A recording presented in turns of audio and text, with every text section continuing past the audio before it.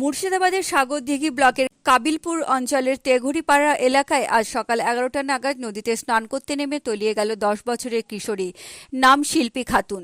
স্থানীয় সূত্রে জানা যায়, শিল্পী মামার বাড়িতে বেড়াতে এসে নদীতে স্নান করতে নামে। সাঁতার না জানায় অসাবধানতাবশত নদীর গভীরে চলে গেলে তলিয়ে যায়। ইতিমধ্যে এলাকার মানুষজন জাল ফেলে নৌকা নিয়ে সেই কিশোরীর দেহ উদ্ধারের কাজে লেগে পড়েছেন। খবর পেয়ে ঘটনাস্থলে এসে পৌঁছায় সাগরদিঘি থানার পুলিশ। ডুবুরিকেও খবর দেওয়া হয়েছে।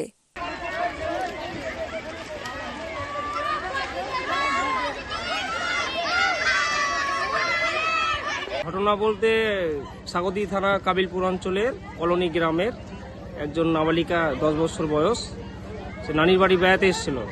আসার পর ঘণ্টাখানিক হলো স্নান করতে এসে সে ডুবে যায়। আমাদের জনগণের তরফ থেকে আমরা যতটুকু পাচ্ছি আমরা সহযোগিতা করছি। বাচ্চার নাম শিল্পী খাতুন। আচ্ছা, বয়স 10 কিরকম? বছর।